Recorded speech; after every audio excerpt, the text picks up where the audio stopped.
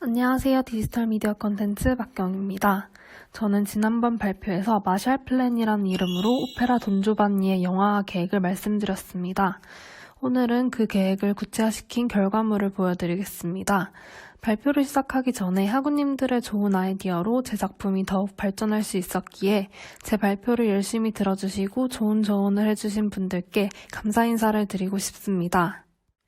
다시 한번 주요 내용을 설명드리자면 뮤지컬 영화에 비해 오페라는 비교도 되지 않을 정도로 적은 작품을 가지고 있으며 그 내용도 오페라 내용을 그대로 사용한 것이 아니라 극의 일부 중 오페라 장면이 나오거나 오페라 공연을 단순히 촬영한 것이 대부분입니다.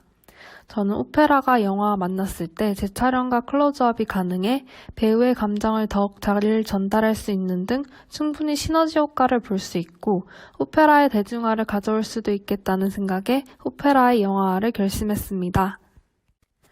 저는 오페라와 유럽 문화 수업 시간에 배웠던 돈조반니 작품으로 영화화를 했습니다. 이미 영화 돈조반니가 존재함에도 다시 이 작품을 선택한 이유는 기존의 영화 돈조반니는 작품을 만든 다폰테와 모차르트의 얘기가 추가되며 오페라 장면은 일부만 들어가서 아쉬움을 느꼈기 때문입니다. 저는 돈조반니의 내용 자체가 수업 시간에 오랜 시간 토론을 할 만큼 충분히 고민할 만한 철학적이고 좋은 내용이라고 생각하기 때문에 작품의 내용을 오롯이 담고 싶었습니다. 그럼 지금부터 제가 설명한 내용들을 말씀드리겠습니다. 먼저 시나리오 수정입니다. 첫 번째로 첫 장면에 대한 고민을 해봤습니다. 저는 레미제라블 맘마미아를 통해 영화화하는 방법을 참고했는데 두 영화 모두 첫 장면이 사람들의 궁금증을 유발시킬 만한 장면이었습니다.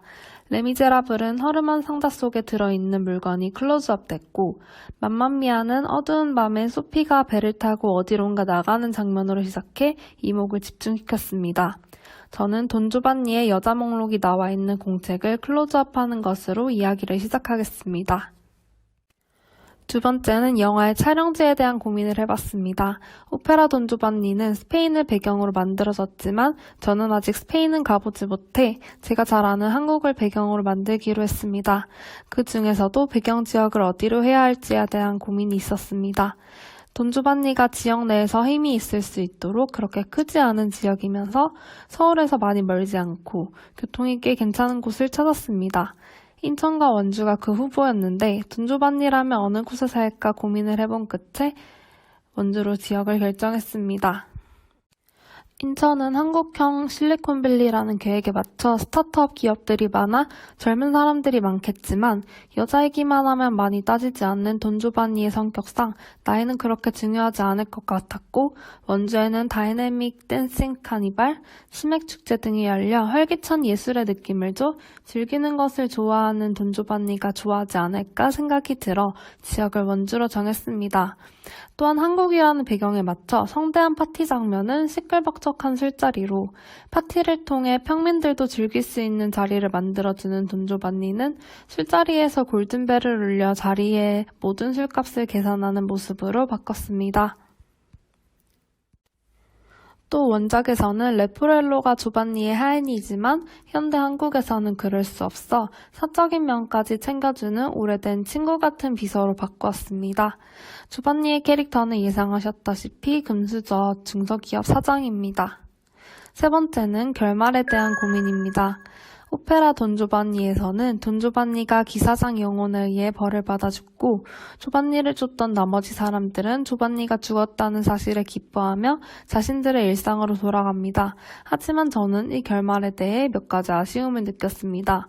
먼저 돈나안나, 마제토 등 사람들은 돈조반니를 열심히 쫓았지만 그들의 손으로 직접 복수를 한 것이 아닌 영혼적 존재인 기사장에 의해 복수를 하게 됐다는 것입니다.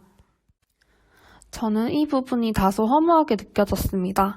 돈조반니에 대한 분노로 무기를 들고 열심히 그를 쫓았지만 돈조반니가 벌받았다는 얘기를 전해 듣자 바로 만족하고 일상으로 돌아간다는 점이 저는 불만족스러웠습니다. 또한 돈조반니에게 벌을 주려고 쫓은 이 사람들은 과연 돈조반니를 벌 줄 만큼 깨끗한 사람들인가에 대해서도 고민이 됐습니다. 극을 보면 체를리나 등 사람들은 돈조반니를 세게 비판할 수 있을 정도로 착한 행실을 가진 사람들은 아니었습니다. 또한 사람들에게 사랑을 나눠준다거나 즐거움을 베푸는 등의 관점에서는 돈조반니가 더 나은 사람이기도 했습니다. 하지만 돈조반니를 벌주지 않을 순 없었기에 저는 돈조반니가 자신이 했던 행동에 의해 자신이 스스로 판 함정에 빠져 불행한 결말을 맞이하게 되고 주변 사람들은 돈조반니가 얻어오던 이익들을 자신들이 대신 받게 되었으며 이 모든 행위가 나중에 레포렐로의 공책에 의해 밝혀지고 수사가 진행되면서 결국 돈조반니뿐만이 아닌 이들도 자신의 죄값에 따라 벌을 받게 된다는 내용으로 이야기를 끝내고 싶습니다. 만약 이런 결말을 사용한다면 첫 장면에서 레포렐로의 공책을 클로즈업했던 것과 수미상관 구조를 만들 수도 있어 한 이야기를 잘 마무리했다는 느낌을 줄 수 있을 것 같습니다. 다음으로 배우 섭외에 대해 말씀드리겠습니다. 작품이 오페라이기 때문에 음악적인 측면을 강조하고 싶어 제 판단상 최대한 노래를 잘 부르는 가수들로 구성했습니다. 다 소개하기에는 시간이 오래 걸릴 것 같아 일부 배우들을 말씀드리고 그 이유에 대해서 자세히 설명드리겠습니다. 먼저 돈조반니 역할에는 양준일님을 섭외하겠습니다. 섭외하는 과정에서 돈조반니가 가장 어려웠습니다. 돈조반니는 당당하고 힘있는 목소리를 가져야 하지만 유혹할 때는 부드러움도 가지고 있어야 합니다.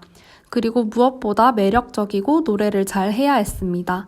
이런 여러 가지 조건을 따졌을 때 섭외하는 것이 쉽지 않았습니다. 그래서 저는 돈조반니의 매력적이고 고급스러운 모습을 강조해 양준일님으로 캐스팅했습니다. 비교적 얇은 몸을 가지셨기 때문에 오페라 창법을 제대로 소화할 수 있을까 걱정이 되기는 하지만 연습과 재녹음을 통해 어느 정도 커버할 수 있을 것이라고 생각하고 다음의 영상을 보시면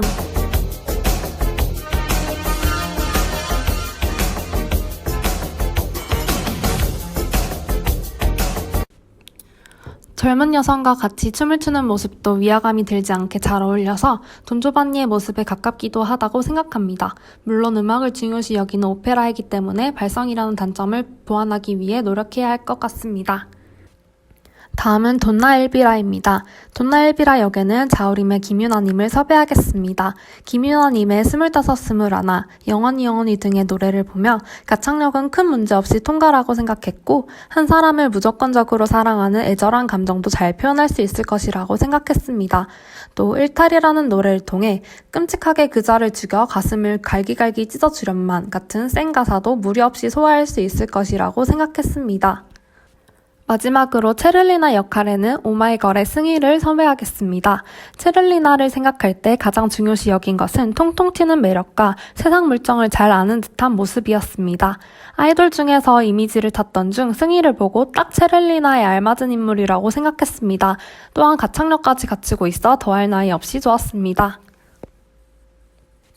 마지막으로 기타 구성 계획과 프로모션 계획을 말씀드리겠습니다.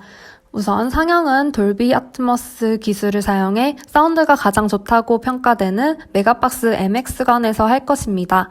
또한 시청자들의 귀를 더욱 만족시켜주고 오페라에 대한 기대도 높이기 위해 영화가 끝난 뒤에는 연주자들이 직접 들어와 작품의 주요 음악들을 짧게 연주해주는 이벤트를 하려고 합니다. 관객들은 이 이벤트를 통해 작품이 더 기억에 남게 되고 나아가 오페라 돈조반니를 직접 보러 가고 싶다는 생각이 들기도 할 것입니다. 여기까지가 제 돈조반니 영화 계획이었습니다. 개인적으로 제 지식의 한계로 촬영지가 한국이라는 점이 아쉬워 나중에 제가 견문을 넓힌다면 뮤지컬 맘마미아의 촬영지인 그리스 스코펠로스 섬처럼 영화에 딱 맞는 아름다운 공간을 찾아보고 싶기도 합니다. 또 음향의 퀄리티를 위해 뮤지컬 배우를 많이 섭외하고 싶었지만 뮤지컬 배우들을 잘 알지 못해 아쉬웠습니다. 작업을 하는 동안 많은 고민을 해 괴롭기도 했지만 제 손으로 직접 세세한 계획들을 세운다는 것이 즐거워 작업이 정말 재밌게 했습니다. 수업에서뿐만 아니라 앞으로 제가 좋아하는 일을 하는 데 있어도 이번 작업은 꽤나 의미 있는 일이 될 것 같습니다. 그럼 발표를 들어주셔서 감사합니다. 좋은 하루 보내세요.